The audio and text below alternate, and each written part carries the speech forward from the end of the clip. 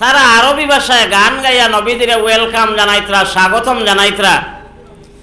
আর যে সময় মদিনা শহরের দ্বার লইলেইছেন, মদিনাবাসী মানুষের মধ্যে একটা ঝগড়া আইছে, খে খার বাড়িত নবীদের মেহমান নিতা,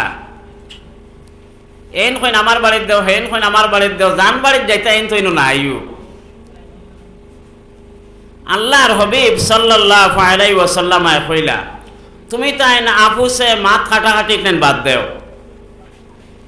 আর আজকে কোন জায়গাত গিয়া মেহমান হইতাম, আমার উটনির উপরে ছাড়িয়া দিলাও, আমার সুয়ারির উপরে ছাড়িয়া দিলাও। মদিনার জমিন ঢুকিয়া যে বাড়িত গিয়া আমার সুয়ারি বটিব, ও জায়গাত আমি কেয়াম করবো, ও জায়গাত থাকি যাইব। সব একমত হয়ে গেল, দরবার নাই। এখন তো ই উঠনে আমার বাড়িও চিনেন না, আপনার বাড়িও চিনেন না, যেন গিয়া বটিব অনু আল্লাহর নবী থাকবা। তামাম মদিনার বেটাইন বেটিন নবীদের ঘরে হইয়া নবী করিম সাল্লাল্লাহু আলাইহি ওয়াসাল্লাম আগে মদিনার শহর ঢুকিয়া হযরতে আবু আইয়ুব আনসারী রাদিয়াল্লাহু তাআলা আনহুর বাড়ি যাওয়ার লগে লগে নবীজির সুয়ারি বটি গেল। হোকা সুবহানাল্লাহ। কোনো দলিল নাই, কোনো সাক্ষী নাই, কোনো গাওয়া নাই। হযরতে আবু আইয়ুব আনসারী রাদিয়াল্লাহু তাআলা আনহু দৌড়াইয়া বারইয়া নবীজির হাত ধরিয়া পড়িলা, আশহাদু আল্লা ইলাহা ইল্লাল্লাহু ওয়া আশহাদু আন্না মুহাম্মাদান আবদুহু ওয়া রাসূলুহু। আর নবী সাক্ষী দেওয়া লাগবো নি কিছু? তান কথা অনুযায়ী আগর তিন কিতাবে যেখান কইছে ও অনুপাতে নবী ফাইলিছেন। এখন এই জায়গায় জমার বাদে মুসলমান হলে তো নমাজ পড়ার দরকার আছে। ও ইসলাম জগতের 3 নম্বর মসজিদ হযরতে আবু আইয়ুব আনসারী রাদিয়াল্লাহু তাআলা আনহুর বাড়িত আরম্ভ হয়েছে।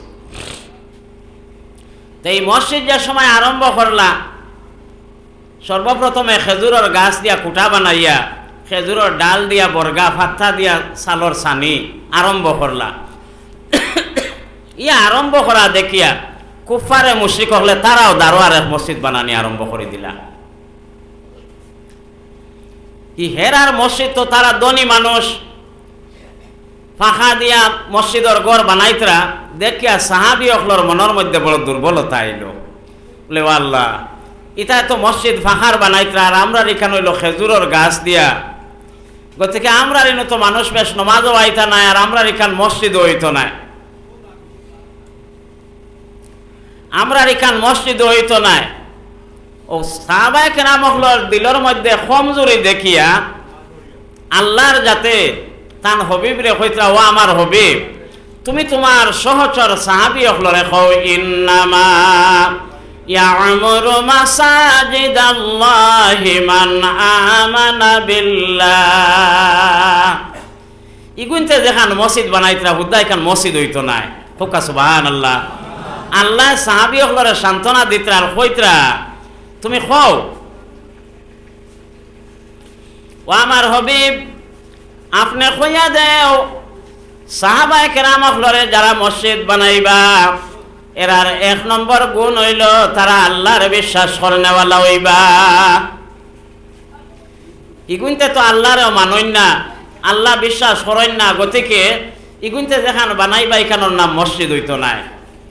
যাই হোক, এখান লম্বা মাত অবশেষে খোয়া হয়েছে এটারে মসজিদে জেরার বাঙ্গিয়া দেওয়ার হুকুম করা হয়েছিল, কিন্তু উম্মতে মুহাম্মাদের নজিরর লাগি এখন পর্যন্ত এখানে আছে।